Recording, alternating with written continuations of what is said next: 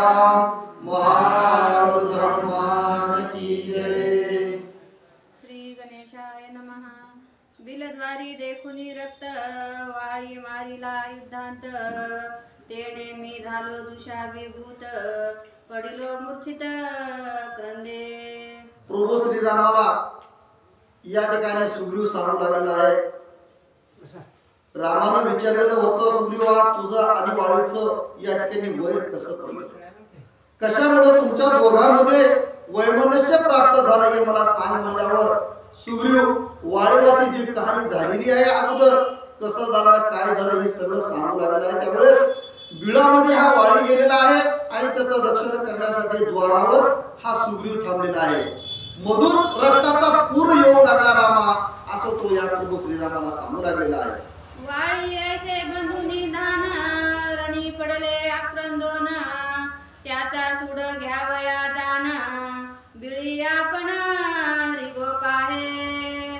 मग वाळी ज्यावेळेस मध्ये होता आणि रुधिरमध्ये रक्ताचा सडा पूर बाहेर येऊ लागलेला होता त्यावेळेस सुग्रीवाला वाटलं माझ्या भावाचं काहीतरी बरं वाईट झालं असेल का, म्हणून हा सुग्रीव त्या बिळामध्ये जाऊ लागलेला आहे आणि मध्ये जाऊन मी पाहतो असा तो सुग्रीव या ठिकाणी करू लागलेला होता। पावनी निज भुजांची वास दृढ घालोनी आकाश बिळी करितांची प्रवेश ऋषी लोमश मदमावारी। ऋषी त्या ठिकाणी आलेले होते, सांगू लागले होते कुठं आहे वाळी काय झालंय कसं झालं। त्यावेळेस हा सुग्रीव या ऋषीला सांगू लागला आणि मी जाऊन माझ्या भावाकडे जाऊन येतो, काय काय झाले मध्ये काय काय नाही हे पाहण्यासाठी मध्येच जातो असं म्हणल्याबरोबर जे ऋषी आलेले होते त्या ऋषीने या सुग्रीवाचा हात धरलेला आहे आणि हात धरून हे सुग्रीवाला काय म्हणू लागले ते ऐका। किष्किंधा राहिली बहुदुरी दुदंबी पुत्र बिल प्रदेशांतरी आम्ही दोघे गुंतलो विवरी राजा नगरी कोण नाही। त्यावेळेस ऋषीगण जे होते ते ऋषी सांगू लागले आहेत किष्किंधा नगरी जी आहे ती आपली किती आहे लांब राहिलेली आहे आणि वाळी हा बिळामध्ये गेलेला आहे। किती दिवस झाले का 24 महिने झालेले आहेत, 2 वर्ष होत आहेत। 2 वर्षापर्यंत या किष्किंधा नगरीच्या ठिकाणी कोणीही नाही, आम्हीच फक्त त्या ठिकाणी आहोत। आता वाळी तर गेलेला आहे पण सुग्रीवा तू सुद्धा त्यांच्या पाठीमागे गेला तर या किष्किंधा नगरीचं काय होईल असे हे ऋषी या सुग्रीवाला सांगू लागलेले आहे। ऐसे जाणूनी किष्किंधापुर राज्य घ्यावया सत्वर वेगी आले विद्याधर ती नगर वेढिले।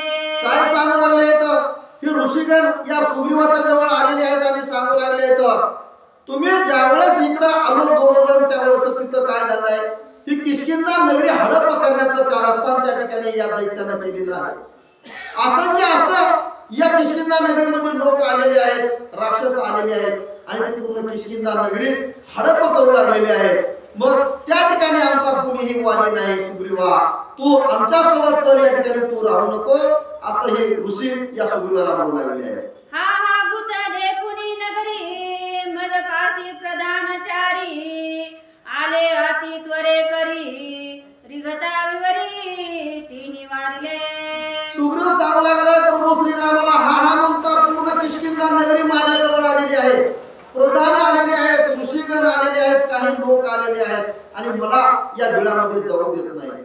तुम्ही आता किष्किंधा नगरीच्या ठिकाणी चला असं हे लोक सांगू लागले, ऋषीगण सांगू लागले रामा, म्हणून मी त्या बिळामध्ये न जाता या ठिकाणी परत आलो असं तो प्रभू श्रीरामाला सांगू लागलेला आहे। विवरी वाळीचा झाला अंत तुझाही येथे करील घात हातींचे राज्य जाईल व्यर्थ ऐसा अनर्थ नको करू। ऐसा अनर्थ नको करू सुग्रीवा हे लोक म्हणू लागले आहेत हाताचं जे राज्य आहे किष्किंधा नगरी हे सुद्धा आपल्या हातचे निघून जाईल। वाळी तर मध्ये गेलाय म्हणलं त्याचं बरं वाईट काय झालं हे आपल्याला माहित नाही। 2 वर्षापासून आपण त्याची प्रतीक्षा करू लागलो आहोत पण वाळीचा काही पत्ता नाही। तू आहेस ना या ठिकाणी आता तू तरी मध्ये जाऊ नको, या किष्किंधा नगरीला सांभाळण्याचं काम तू कर असे हे लोक या सुग्रीवाला म्हणू लागले होते। वाळी मारिला निश्चित सफेन रुधिर वाहेत दुआ तिरघे तेथे दुवारी घोन तेथ ऋषी समस्त वारिती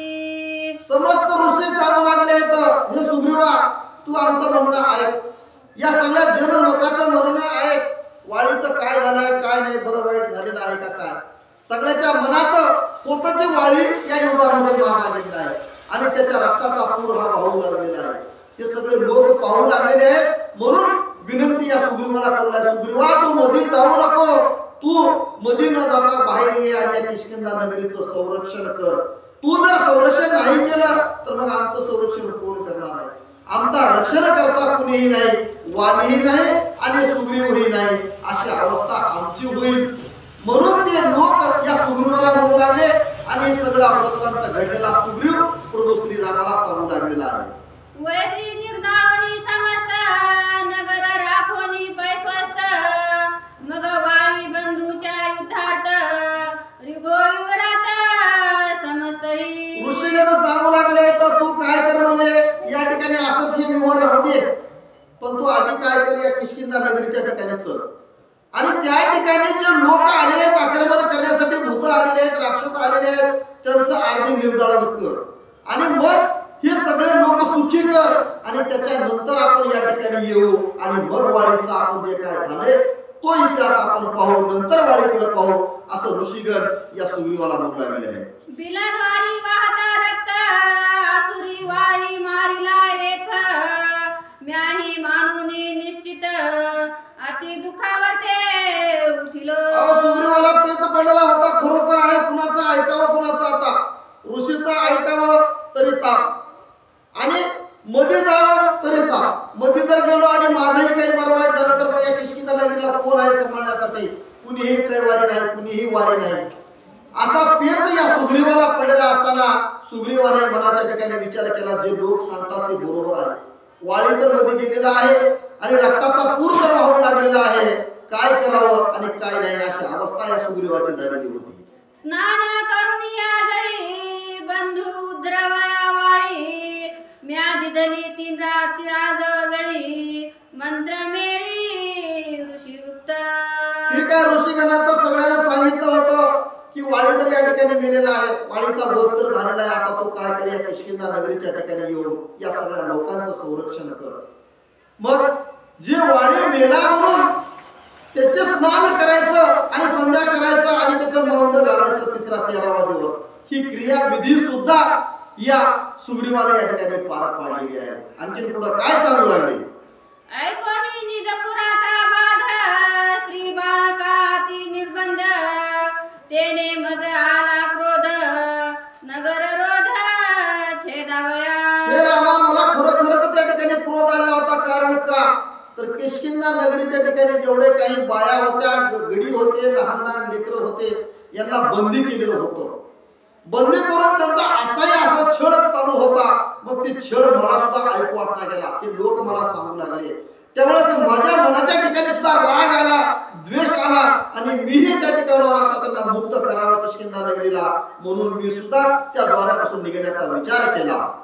नगर वेडिले विद्याक्षरी असुर आलिया विवरद्वारी, युद्ध करिता दोही परी संकट भारी मांडले. संकट भारी मांडले काय होईल म्हणले, आता त्या किष्किंधा नगरीला तर बंदी बनवलंय, पण त्यानंतर काय करतील हे राक्षस या ठिकाणी बी येतील आणि इथंही युद्ध करतील. मग अशी जर अवस्था माझी झाली तर मी काय करू आणि काय नाही, असं या सुग्रीवाला त्या ठिकाणी वाटलं आहे. ऐसे सांगता ऋषीश्वर म्या उतलोनी प्रचंड गिरी, दृढ देठे विला विवरद्वारी, वैरी बाहेरी न निघावा. आता सांगणारे कोण होते तिथं? विशिष्ट असे वशिष्ठ गुरु सारखे तिथं गुरु होते सांगणारे या सुग्रीवाला. तू या ठिकाणी थांबू नकोस, तू किष्किंधा नगरीच्या ठिकाणी चल आणि जिथं जेवढे काही राक्षस त्या ठिकाणी बंदी करू लागले तर आपल्या लोकांना त्यांना सोडवण्यासाठी, त्या राक्षसाला मारण्यासाठी तू इथं न थांबता त्या ठिकाणी चल, असं सांगितलं असताना सुग्रीवाने म्हणला, ठीक आहे तुमचं म्हणणं मी ऐकतो.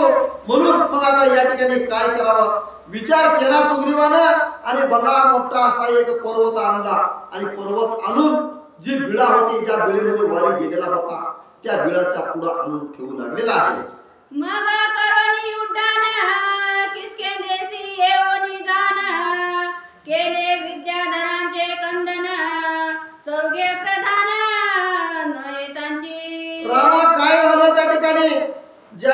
बिळामध्ये वाळी गेलेला होता. ऋषीगंतर सांगू लागलं, तू आता किष्किंधा नगरीच्या ठिकाणी चल. मी मध्ये जाणार होतो माझ्या भावाला सहाय्य करण्यासाठी, पण या ऋषीनं मला मध्ये जाऊ दिलं नाही. कारण का तर त्या ऋषीचं म्हणणं सुद्धा एका पद्धतीने बरोबर होतं. म्हणून मी ते दार बंद केलं, मोठा असा पर्वत लावून, आणि त्या ठिकाणावर न थांबता एकाच उडीमध्ये किष्किंधा नगरीच्या ठिकाणी आलो. आणि जेवढे माझे लोक त्या ठिकाणी बंदी बनवलेले होते, त्या सगळ्या लोकांना बंदित्व वासातून सोडवण्यासाठी मी या राक्षसासोबत त्या ठिकाणी युद्ध केलं, असं तो रामाला सांगू लागलेला आहे. माझ्या उड्डाणाच्या निवेगे प्रधान राहिले पैमागे, म्या येऊनी लागवेगे वैरी निजांगे निर्धारले. मग मी काय केलं, असं सांगितल्याबरोबर पर्वत समोर ठेवल्याबरोबर लगेच तिथून उड्डाण मारलं आणि एक क्षण न लावता किष्किंधा नगरीच्या ठिकाणी आलो. पण कोण आलो, मी फक्त एकटा आलो. माझ्या सोबत जे काही प्रधान होते ते कुठे राहिले, त्याच बिळाच्या जवळ राहिले, बिळाच्या जवळ राहिले. जे ऋषी होते ते सुद्धा त्या ठिकाणी राहिले. मी त्यांना सगळ्याला त्या ठिकाणी सोडलो आणि मी एकटा या किष्किंधा नगरीच्या जवळ आलो. आणि जेवढे काही इथं आलेले होते या बंदी लोकांना बनवण्यासाठी राक्षस, त्यांचा सगळ्याचा या ठिकाणी मी नायनाट केला. सगळ्यासोबत युद्ध करून सगळ्याला संपवलं रामा, असे मी केलेलं आहे, असं तो रामाला सांगू लागलेला आहे. माझे ऐकता गर्जना विरी उभ्या सांडले प्राण, अवघे झाले कंपायमान जीव घेऊन पळाले. काय झालं, मी एका उडी मारल्याबरोबर भुभुक कराची गर्जना दिलेली आहे. आणि गर्जनामध्ये आवाज द्याबरोबर जेवढे राक्षसगण होते त्यांना कळालेला आहे, सुग्रीव आलेला आहे या ठिकाणी आलेला आहे असं म्हणल्याबरोबर जेवढे राक्षस होते आपल्या भयाच्या पोटी त्या ठिकाणी पळू लागले, किष्किंधा नगरी सोडू लागले. काही थांबू लागले, त्यांना मार हा सुग्रीव देऊ लागले, तर काही भयाच्या आकांताने त्या ठिकाणी पळू लागलेले आहे. स्त्रिया बळे केली निर्मुक्त, नगर सुखी करुणी समस्त, माझा देखुनी पुरुषार्थ संतोषत ऋषीवर्य. मग मी काय केलं, तिथं आल्याबरोबर या सगळ्यासोबत युद्ध केलं. हे सगळे पळून गेले. लहान लहान लेकरं बंदी बनवले होते, स्त्रिया बंदी बनवलेल्या होत्या या राक्षसानं. त्यांना सोडवलं सगळ्याला आणि आपल्या किष्किंधा नगरीच्या ठिकाणी आणलं. सगळ्याला सुख असं दिलं की सगळ्या लोकांना त्या ठिकाणी पाहिल्याबरोबर सगळे लोक होते, ते जन होते, ते संतुष्ट झाले. आणि संतुष्ट होऊन सुग्रीवाचे या ठिकाणी वावा खरा खरा सुग्रीव जय जयकार या सुग्रीवाचा हे सगळे लोक करू लागलेले होते. येऊनी जव पाहती प्रधान, तव म्या केले हरिवर्धन, तेने हर्ष चौघेदन संतोषन सुखी झाले.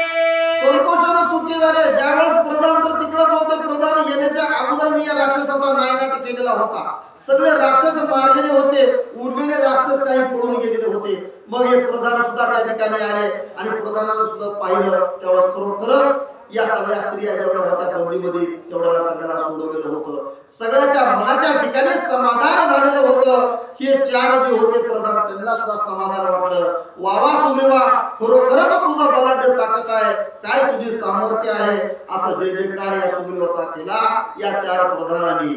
कुंडली वरदरी ठरली ज्ञान. श्री गणेशाय नमः. श्री रामचंद्राय नमः. येवोनी जव पाती प्रधान, तव म्या केली हरिमर्दन, तेने हर्ष चौघे जण संतोषोन सुखी झाले. ज्यावेळेस सुग्रीव कथा सांगू लागला, कुणाला सांगू लागला, प्रभू रामचंद्रांना ही कथा सुग्रीव सांगत आहे.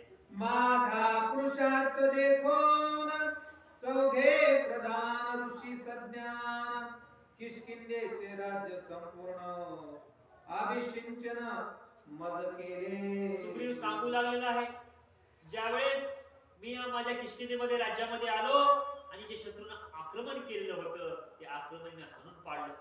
या राक्षसांचा मी घात केलं, राक्षसांना मी मारलं आणि माझं जे राज्य होतं त्यांच्यापासून मुक्त केलेलं आहे. हे सर्व माझं काय सामर्थ्य सर्वांनी पाहिलेलं आहे, ऋषींनी पाहिलेलं आहे, सैन्याने पाहिलेलं आहे. त्यावेळेस माझा जय जयकार केलेला आहे, असं सुद्धा सुग्रीव रामांना सांगत आहे. पूर्ण षण्मासापर्यंत प्रजा सुखी केली समस्त, राज्य करुणी धर्मयुक्त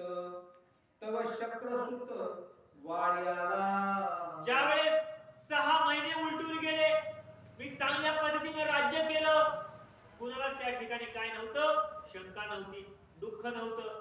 म्हणून सर्व जनता, प्रजा सुद्धा सुखी नांदू लागलेली होतं. असं मी ज्यावेळेस राज्य केलं, 6 महिने उलटून गेले. 6 महिन्यानंतर हा वाळी आलेला आहे. मर्दोनिया मयासूर त्याचे घेऊन यासीर, उघडोनिया विवरद्वार केला भुकार वाळीने. वाळीनं काय सामर्थ्य केलं? या बिळामध्ये युद्ध होतं. या किती 15 महिने युद्ध केलं आणि 15 महिन्यानंतर या मयासुराचा वध केला आणि हातामध्ये गुटकं घेऊन हा मयासुराचं वाळी बाहेर आलेला आहे. ऐकोनी वाळीचे गर्जन मज उल्हास झाला पूर्ण, जेवी प्रेतात परते प्राण तेवी आगमन वाळीचे. सुग्रीव सांगू लागलेला आहे, रामा, ज्यावेळेस मी वाळीला पाहिलं त्यावेळेस मला किती आनंद वाटला. जसं एखाद्या जर प्रेतामध्ये आत्मा नसेल तर माणसाला काय वाटतंय, निर्जीव शरीर ते पडलेलं असतंय. पण जर त्या प्रेतामध्ये आत्मा आला असेल, प्राण जर आला असेल तर ते सजीव झाल्याशिवाय राहत नाही. त्याच प्रकारे एखाद्या प्रेताप्रमाणे माझी अवस्था झालेली होती, कारण माझा सखा बंधू मृत झाला असं मला वाटत होतं. पण ज्यावेळेस मी हुबेहूब या वाळीला पाहिलं तर आनंद असून माझे निघालेले आहेत असं सुग्रीव रामांना सांगत आहेत. मृता होय मृतपान अंधा उघडती लोचन, अवर्षणी वर्षे गणते आगमन वाळीचे. जर दुष्काळ पडला असेल आणि जर पाऊस पडत असेल तर किती आनंद वाटेल.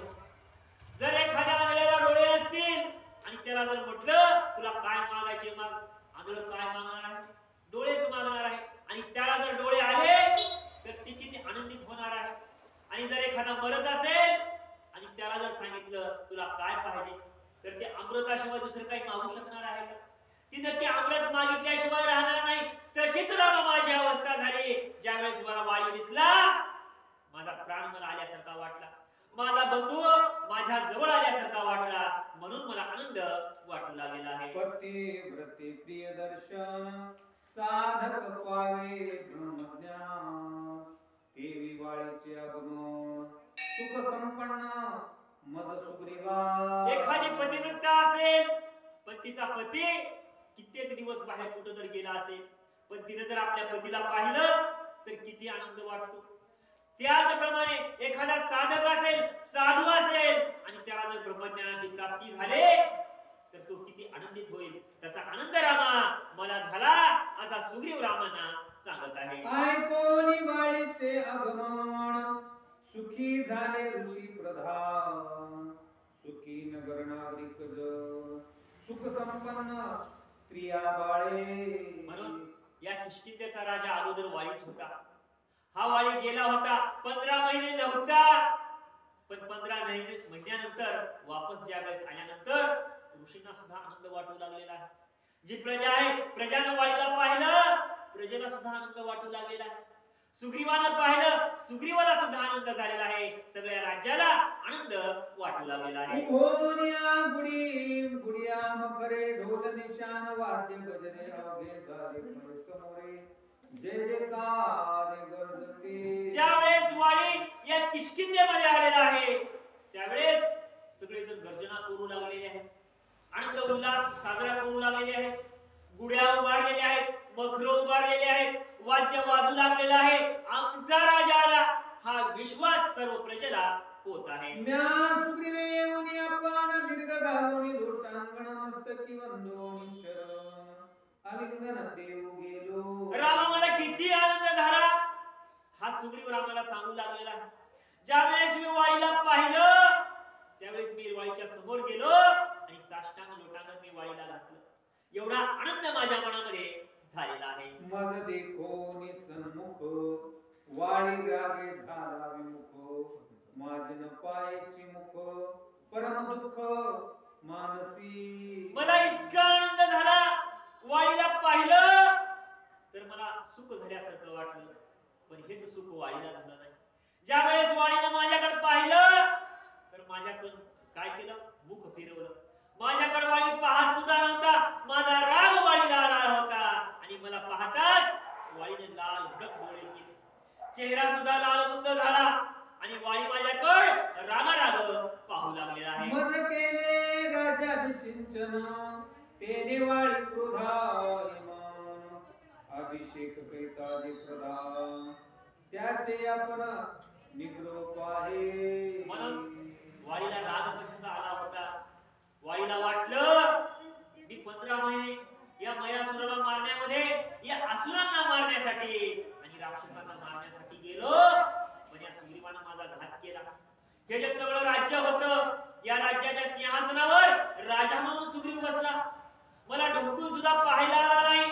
मी मेलो म्हणून सुग्रीवाला आनंद वाटला, असा सुद्धा सुग्रीव या वाळीला वाटत आहे. मग हात जोडून म्या पुढती वाळी प्रती केली विनंती माझा अपराध कोणी अर्थी स्वाकाची ती कोप धरला. रामा मी विवंचन केलं, या वाळीला सांगितलं माझा काय अपराध झालेला आहे, माझी काय चूक झालेली आहे. वाळी माझ्याकडे या नजरेने का पाहतोस, माझ्याकडे रागानं का पाहतोस, माझ्याकडे द्वेषानं का पाहतोस, असं सुद्धा मी विनंती करून वाळीला विचारलेला आहे. आम्ही तुझ विनानात तुझ तवा आमचा ज्येष्ठ भ्रात तुझे आम्ही सदा सनात आम्ही कृतार्थ तुझे. सुग्रीवानं प्रार्थना केली, वाळी तू आमचा ज्येष्ठ बंधू आहेस, तुझ्यामुळं आम्ही सनात आहोत, नाहीतर तू जर नसशील तर आम्ही अनाथ झाल्यासारखे झालो होतो.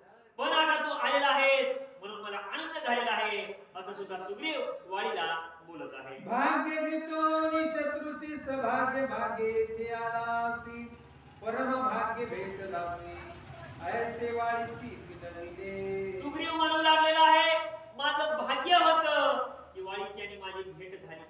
एवढंच नाही, वाळी तुझं सुद्धा भाग्य आहे. त्या राक्षसांना तू 15 महिने झालं यांच्याशी युद्ध केलास आणि 15 महिन्यामध्ये या राक्षसाचा तू अंत केलास आणि आमच्याकडे या राज्यामध्ये वापस आलास, असं सुद्धा सुग्रीव वाळीला बोलत आहे. ऐकोनी माझे वचन वाळी क्रोधे रक्त नयन कठीण बोलिला दारुण सुहृदयपण सांडोनी. मग त्यावेळेस वाळीला राग आलेला होता. वाळीला सुग्रीवाची माया येत नव्हती, तर वाळीला सुग्रीवाचा द्वेष होता, राग होता. त्यावेळेस कठीण वचन, वज्रासारखे वचन वाळी सुग्रीवाला बोलू लागलेला. तू बंधू नव्हे समाजा वैरी वैर केले धोता परी तुझ्या वैराची पैथोरी परोपरी छळवादी. त्यावेळेस वाळी सांगायला सुरुवात केला, हे सुग्रीवा तू माझा बंधू नाहीस, तू माझा सखा नाहीस, तर तू माझा शत्रू आहेस, तू माझा दुश्मन आहेस. माझ्यासोबत काय दुश्मनी तू केलेला आहेस हे सुद्धा मी तुला सांगत आहे. मी निघालो विवरात त्वाद्वारी रावे सावचित्त तेथे त्वा केले विपरीत द्वारी पर्वत स्थापिला. सुग्रीवा तुला मी काय सांगितलं होतं, तू या बिळापाशी या द्वाराला तू थांबायचा आहे. जोपर्यंत मी आवाज तुला देणार नाही तोपर्यंत तू बिळामध्ये यायचं नाही, बिळामध्येच नाही तर वापिस किष्किंधेला सुद्धा जायचं नाही, असं मी तुला सांगितलं होतं ना. तू काय केलास तर माझ्या आज्ञा पाळला नाहीस. मी बिळामध्ये गेल्या गेल्या मोठा लट पर्वत आणून या बिळाच्या तोंडाला लावलास आणि माझा घात व्हावं, मी मरण पावावं अशी तुझी इच्छा होती आणि राज्य आपण भोगावं ही तुझी इच्छा होती. म्हणून तू माझा भाऊ नाहीस तर तू माझा शत्रू आहेस, अशी बोल वाळी बोलू लागलेला आहे. सुग्रीवा तुझे मनोगत असुरी माझा करावा घात स्वय भोगावे राज्य समस्त बिळत धरत बुजविले. अरे बाबा तुझ्या मनामध्ये भाव नव्हता, तुझ्या मनामध्ये दुश्मनी होती, तुझ्या मनामध्ये भावाचा वध करायचा होता आणि राज्य स्वतः भोगायचं होतं. म्हणून माझ्यासोबत तू कपट केलास, माझ्यासोबत तू छळ केलास, माझं न ऐकता या पर्वत आणून या बिळाच्या तोंडाला लावलास, असे सुद्धा शब्द वाळी बोलत आहे. बिळी निघाले मज शुद्ध्यार्थ ते त्वा सांडूनी समस्त तुम्ही धरिला राज्य भोग स्वार्थ सुहृदत्व तुझ लागी कैसे. अरे सुग्रीवा तुला काही अक्कल आहे का? मी कुठे गेलो होतो तर या राज्यावर संकट आलेलं होतं, या किष्किंधेवर संकट आलेलं होतं. ते संकट दूर करण्यासाठी मी गेलेलो होतो, ते विघ्न मला दूर करायचं होतं. मयासुराचा वध करायचा होता, राक्षसांचा वध करायचा होता, म्हणून या बिळामध्ये मी गेलो होतो. पण तू काय केलास? माझ्या पाठीमागे येण्याऐवजी, माझी साथ देण्याऐवजी तू मला मारण्याचा प्रयत्न केलास, माझ्यासोबत तू षडयंत्र केलास, असं सुद्धा कठोर शब्द वाणी सुग्रीवाला बोलत आहे. तो राज्य भोगावे समस्त म्या मारा, मरावे हे तुझ्या पोटात, बिळ बुजिले तदर्थ कपटे व्यर्थ विनविसे. आता सुद्धा वाटतंय भाऊ भाऊ जरी असले तर भावाला वाटतंय वाटणी जर झाली तर त्याच्या 4 काकड्या माझ्याकडे कशा येतात. म्हणून भावकी झाल्यानंतर असं वाटतंयच. वाळी सुद्धा असं बोलू लागलेला आहे. तुला वाटलं सुग्रीवा हा आता वाळीमध्ये गेलेला आहे, याला कोंडावं, मोठा पर्वत आणून या दाराला लावावा. वाळी काय बाहेर येणार नाही आणि मी काय राज्य भोगल्याशिवाय राहणार नाही. तुला राज्याची लालच होती, लालसा होती, म्हणून तू मला मारण्याचा प्रयत्न केलास, अशी सुद्धा बोलवाळी बोलू लागलेला आहे. म्यारी भोवनी बिळात दानव मारिले समस्त सुपुत्र सैन्य करिता घास, रक्त विवरी प्रवाहे. आणि मी कशासाठी गेलो होतो? राक्षस मारण्यासाठी गेलो होतो. गेलो, राक्षस मारलो. किती महिने? असे कित्येक महिने गेले, 15 महिने गेले तर मी राक्षस मारत होतो, असं सुद्धा वाळी सांगत आहे. विवरी करता महामार्य सुदौल तले विवरी तो प्रवाहो बिलद्वारी दानवा बाहेरी पै करिता. ज्यावेळेस मी राक्षस मारले, किती मारले? कोट्यानुकोटी राक्षस मारले. ज्यावेळेस मारले त्यावेळेस त्यांचं रक्त बाहेर येऊ लागलेलं होतं. बिळाच्या द्वाराला आलं, बिळाच्या बाहेर येऊ लागलेलं आहे आणि तू त्या रक्ताला बघून घाबरलास, असं सुद्धा वाणी सुग्रीवाला बोलत आहे. वरद माया व्यासुरासी निरहारी निरुद्धकासी युद्ध करिता ऐक्य विसमासी माया विरासी प्रत्यांत. म्हणून माझ्याकडं काय होतं? वरदानाची माळ होती, पण समोरचा मयासूर काय साधा सुद्धा नव्हता.